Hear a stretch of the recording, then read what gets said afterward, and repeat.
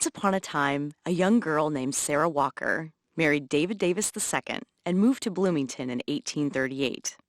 Sarah brought with her many fond memories of her mother's flowers, along with the botanical knowledge she had gleaned while attending Hartford Female Seminary in Connecticut. Sarah maintained communication with her family and the larger world outside of Illinois through letters and her gardening. January 10th, 1842. Dear Fanny, my plants are very green and give me a cheerful look to our little back room. In 1843, Sarah and her husband moved from their home on Grove Street to a 1.5-story frame house. It was located on 190 acres, now the current site of the David Davis Mansion. As they set up housekeeping, a sustenance garden was planned. Sarah was an up-to-date woman whose interests reflected the changes taking place in American society. Ornamental flower gardens represented a renewed interest in nature and provided relief from daily stress. For many Victorian women such as Sarah, flowers symbolized the virtues of beauty, purity, charity, goodness, and compassion. Sarah found in nature the ideal representation of this philosophy.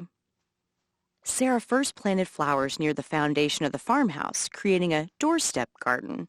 She grew flowers she admired as a young girl: scarlet geraniums, verbena, and her favorite, cottage pinks. Sarah especially enjoyed the fragrant lilacs, which were frequently mentioned in letters to her family in Massachusetts. May 28th, 1844. Dear Latricia, my yard was full of roses and fragrant with syringa. Struggling to cultivate plants in a new environment, Sarah employed Yankee ingenuity by using storm windows to construct cold frames where seeds were germinated. March 19th, 1865. Dear Fanny, there is something pleasant to me in the change of seasons, and as much as I like winter, I am glad to see the leaves and buds appear. I put in a large quantity of annuals last week, and as the ground was dry and sun hot, covered my beds with every available bit of glass on the place. Actually took off the cellar windows to use. If seeds do not soon appear to send up the tiny green leaves, I shall be disappointed, as my ingenuity was sorely taxed to make my home implements serve my purpose. Sarah and her neighbor, Latricia Robinson, became the closest of friends, sharing a mutual fondness for flowers. They frequently exchanged plants and knowledge of their propagation. While visiting in Massachusetts, Sarah received the following letter from Latricia. July 7th, 1851. Dear Sarah, the bear grass in your garden is in bloom, and the pride of the meadows is in its glory. Your white lily was very handsome, and the Captain Cicely roses were splendid. They made more show than any of the other roses. I think the rose you hoped was the Florence Harrison will prove to be so. Sarah's second garden was a circular garden, which was a New England style popular in the 1850s. She planted her favorite flowers alongside her collection of new ones. My friend Lucy Henry of Burlington, Iowa writes, May 25th, 1849. Dear Sarah, our yellow rose is covered in blooms and buds. There are 6 small shoots, which I send by Dr. Macon, which were promised to the following friends. I hope they arrive in safety alive. I enclose a rose just taken from the bush as a specimen. Sarah was very meticulous in maintaining plants that originated in New England and included favorites grown by Thomas Jefferson at Monticello. She was also fascinated by native plants that grew in Illinois and gathered many from long walks in local woodlands. May 2nd, 1879. Dear Fanny, I have had a longing to go to the woods to hunt for wildflowers. Found some flowers and succeeded in digging up with a knife some roots of the yellow violet and some wild diletra, and a few other plants. I brought some ferns from Lenox. Sarah purchased plants from local nurseries, including the well-known and highly respected F.K. Phoenix Nursery Company. Her favorite nursery was J.D. Robinson Greenhouse, owned by John Robinson, the son of her dear friends Latricia and James Robinson. In 1870, Alfred Piquinard, an architect, was commissioned by Judge Davis to construct a new home that would combine both Italianate and Second Empire features representative of the judge's wealth and social standing. A year later, Ira Merchant, a civil engineer and Bloomington city surveyor, was hired to design a garden that would complement the mansion's elegant architectural features. Mr. Merchant proposed a geometric starburst design, which was very elaborate for Bloomington and Sarah's tastes, but adequately mirrored the mansion's Italianate style. November 1st, 1871. Dear David, Mr. Merchant drew a plan for the flower garden, but I think it too elaborate and has too many walks to suit your taste or mine, so I dare not follow it. Overcoming her objections to Mr. Merchant's plan, Sarah did much of the work and oversaw the laying out of the garden. November 7th, 1871. Dear David, I had my flower beds in the garden marked off yesterday afternoon, and this morning Pat and Mike began to dig there. She had the gardeners raise the mostly triangular beds by adding soil and aged manure from the stables. The paths were covered with a layer of black and red cinders. The new formal starburst garden was a showpiece, enclosed by a hedge and entered through a stylized gate. It also gave Sarah a place to grow the additional floral varieties she admired. July 27th, 1872. Dear Fanny, but to leave the house and go to the garden. I wish I could set you in it this moment while the dew is on the flowers. Such a wealth of scarlet geraniums, tiger lilies, verbenas, candy-kiss gladiolas coming into bloom and various other annuals would gladden your eyes, while the mignonette would refresh your senses generally. Oh, if I could place some geraniums in your little front yard, how happy it would make me to know they were making glad your eyes. Sarah referred to her new garden as the upper garden because it was located uphill from the orchard and the vegetable plots. Today, it is appropriately known as Sarah's garden. May 2nd, 1879. Dear Fanny, I cultivate flowers to help me bear the fatigue and labor of life, and they rest me more than anything and put new life in me. Adhering to the Victorian devotion to the natural world, Sarah placed her garden close enough to the mansion so it could be seen and treasured from both the sitting room and the veranda, where she often moved furniture to enjoy the view. Her garden was a source for cut flowers used to decorate the tabletops and mantelpieces in the mansion.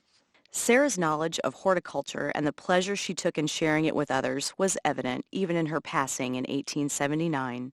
A quote from the Bloomington Pantograph read, "A vacancy has been made not easily filled.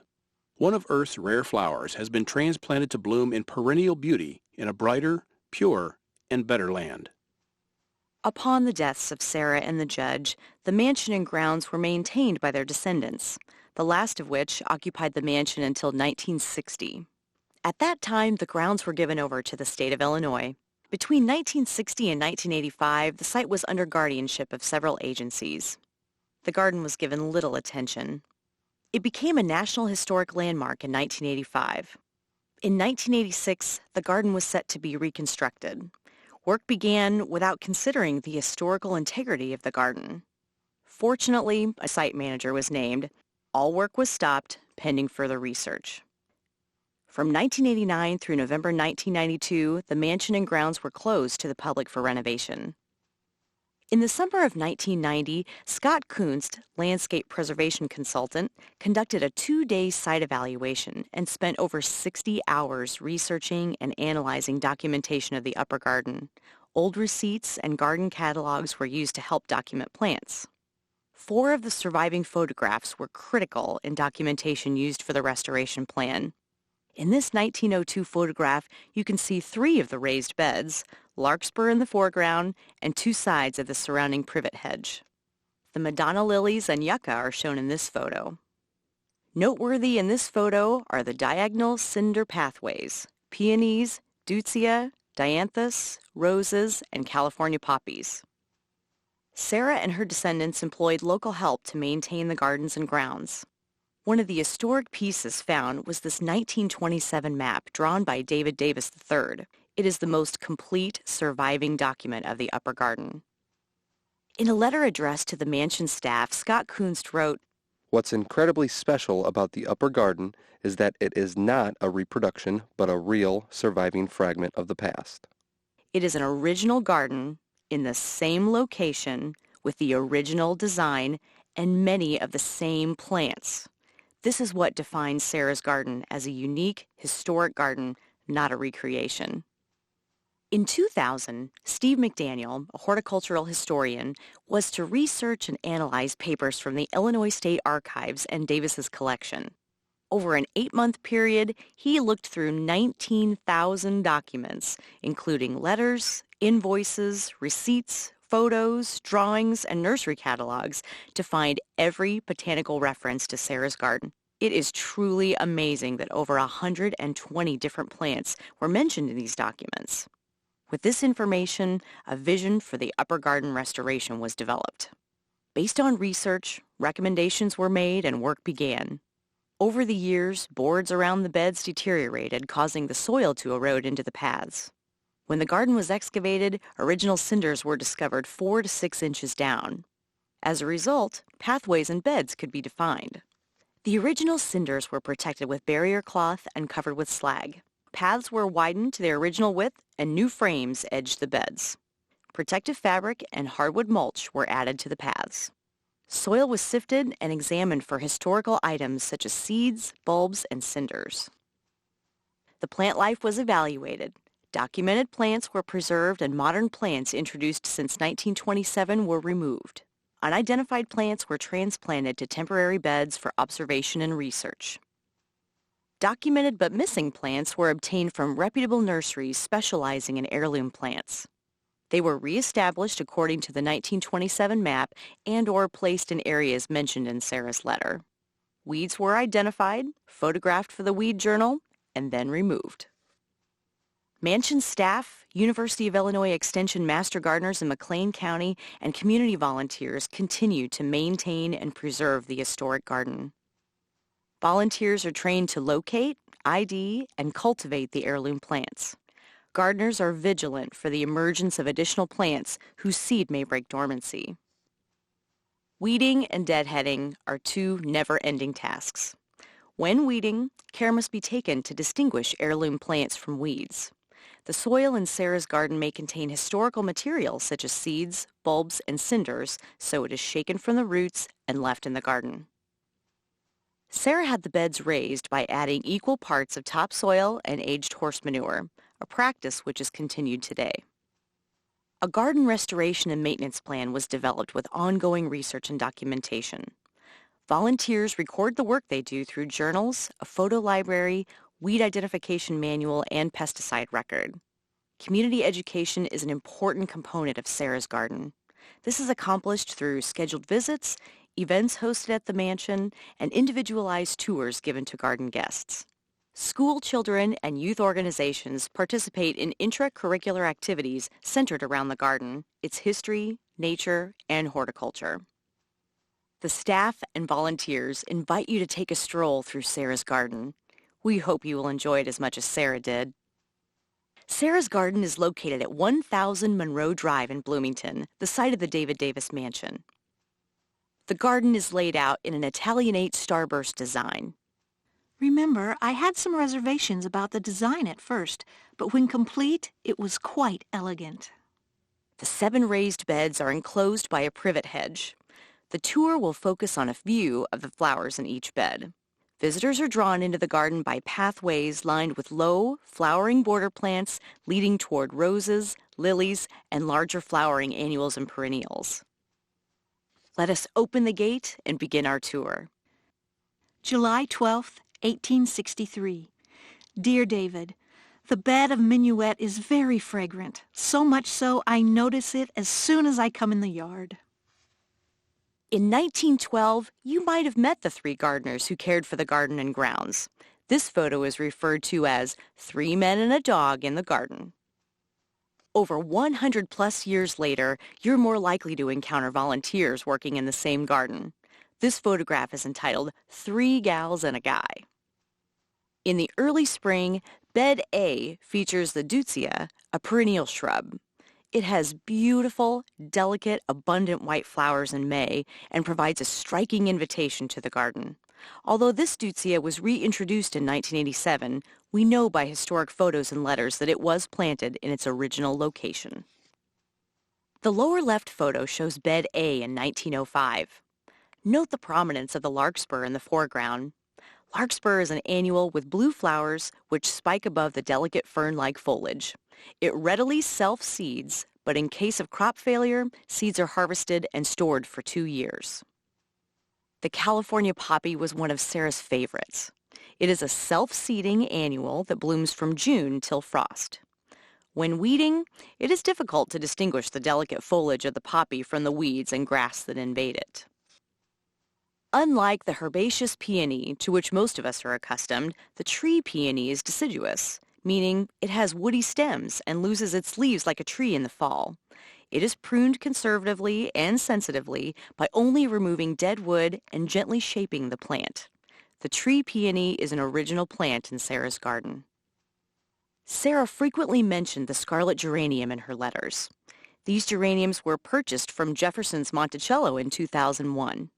Since it is an annual, the stock is maintained by taking cuttings each fall, cultivating them in volunteers' homes through the winter, and returning them to the garden in May.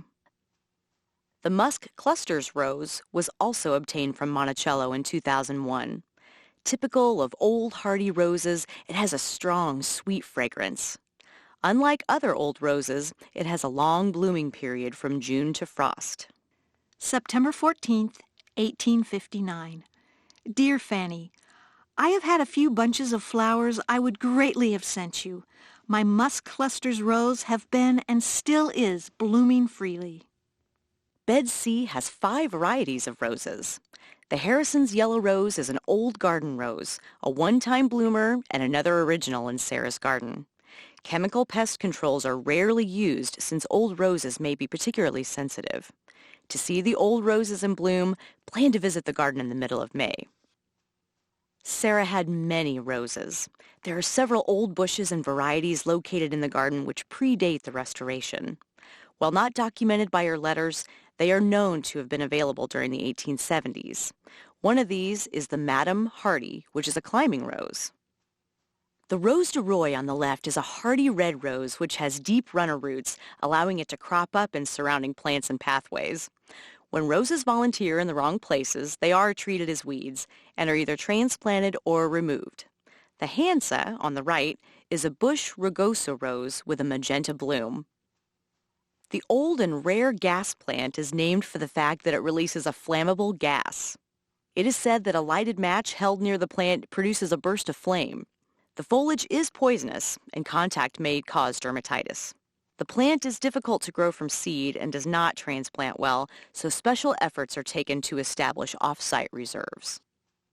The cottage pink, blooming in late spring, was one of Sarah's all-time favorites, a preference which was inherited from her mother. September 11th, 1861. My dear son George, the pink slips Aunt Fanny sent are now in the earth and look fresh. I hope some of them will grow. Cottage pink cross-pollinates, so the seed is not true to the parent plant.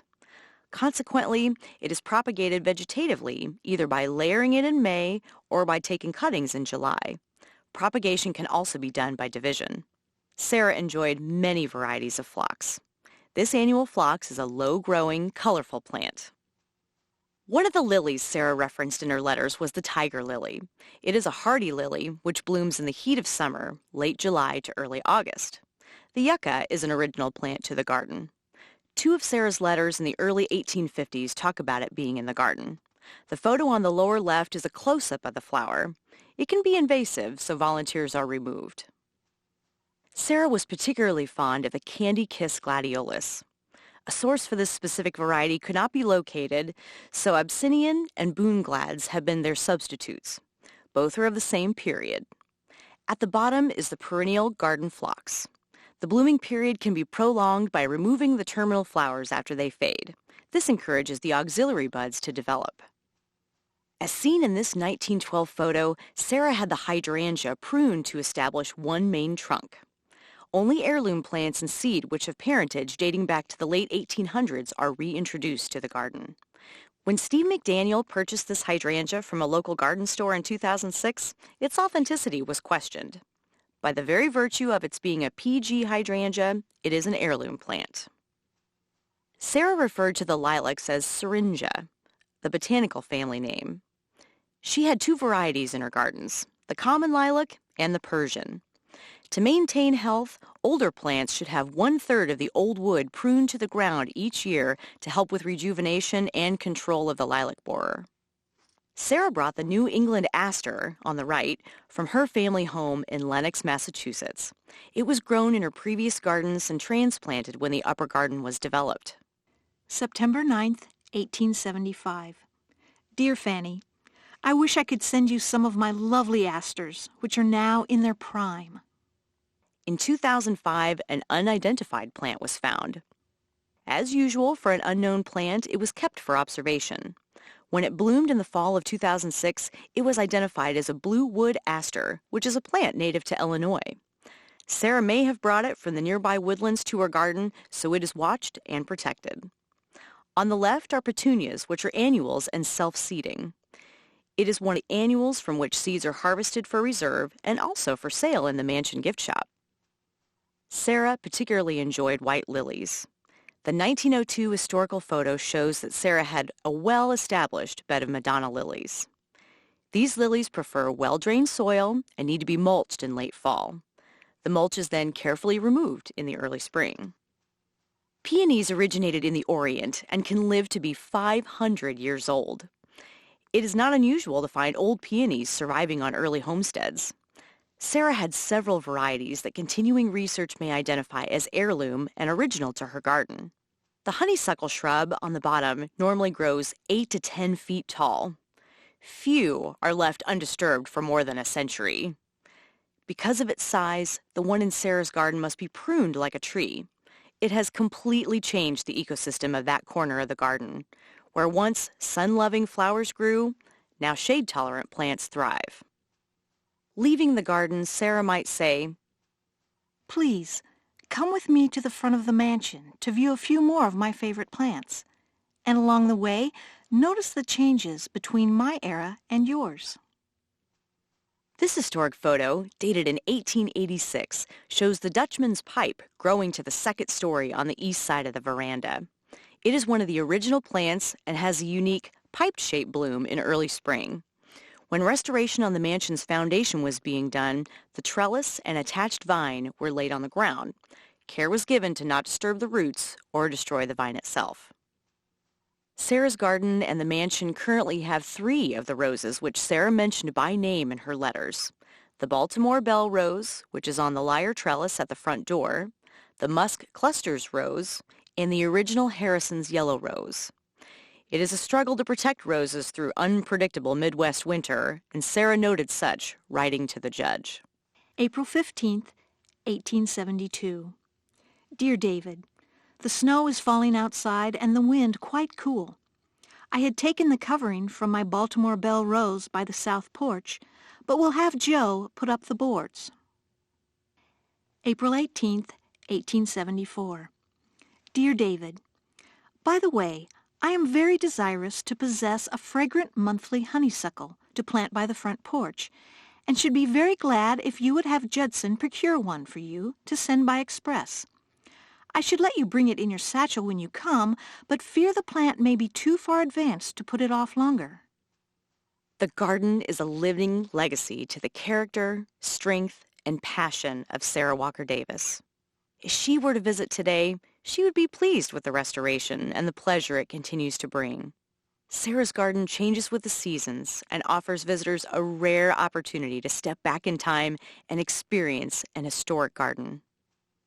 You are invited to visit the garden located at the David Davis State Historic Site in Bloomington, Illinois. Please call for information about tours and hours. Information can also be found on the mansion's website.